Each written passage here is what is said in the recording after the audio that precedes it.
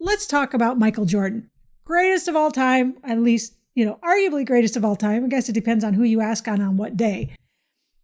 But he was cut from his sophomore team, I think, because he wasn't good enough naturally. And I mean, you talk about a guy that's got a ton of natural talent. It is definitely Michael Jordan. He's the GOAT for a reason.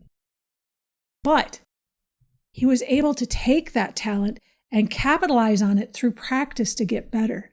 And that's precisely what you can do with cognitive empathy, which means actually taking the time to use it, to stop and think about it, and to blend it into leadership without just saying, oh, well, guess I got cut from the team. I'm never going to get better. You can make it part of your leadership.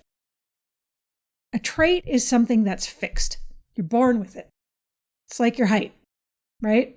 You're not really going to change it. It's on a DNA level.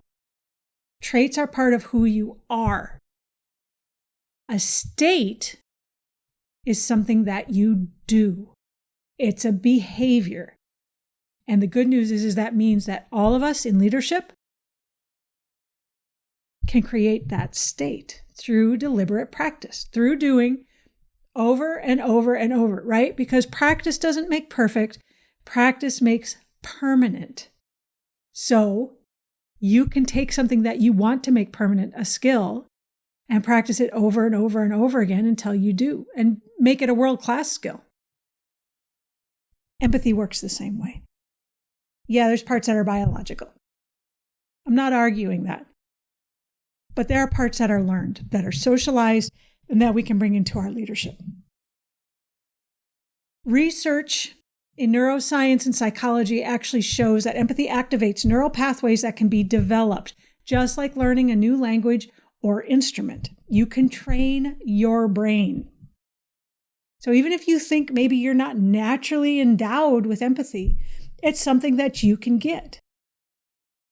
Now, why don't we use it as leaders? Because cognitive empathy takes more effort. There's actually a study on this where they ask, why don't people use this more?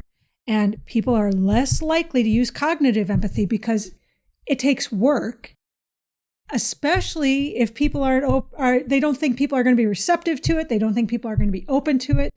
And to the extent that people, when given a choice between a task that takes empathy and a task that doesn't take empathy, will choose the task that takes empathy only 35% of the time.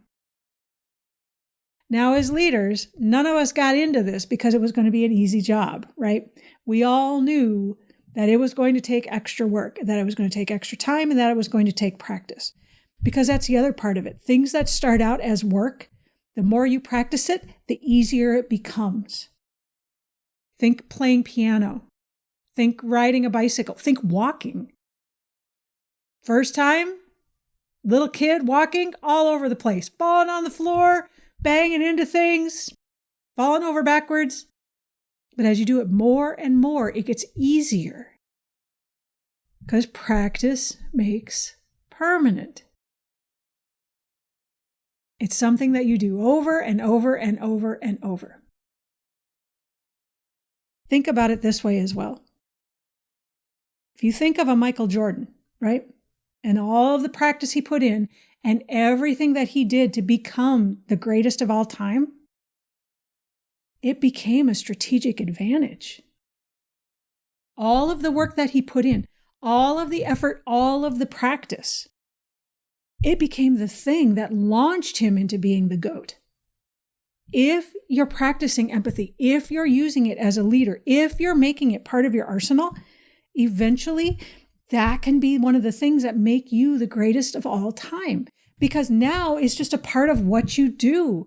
It becomes a partner and a way of navigating a fast-changing world. And you don't have to think about it as much. For anybody who's ever watched an athlete play, they don't necessarily stop and think about every play they're going to do, especially in the heat of the game. Right? They've just got to grab and go and shoot and hope for the best and rely on their practice and their skills. Same thing. The more you do it, the easier and the better it gets. But Like Michael Jordan, those skills become a strategic advantage. So why wouldn't you? And it can be developed through measurable, teachable behaviors.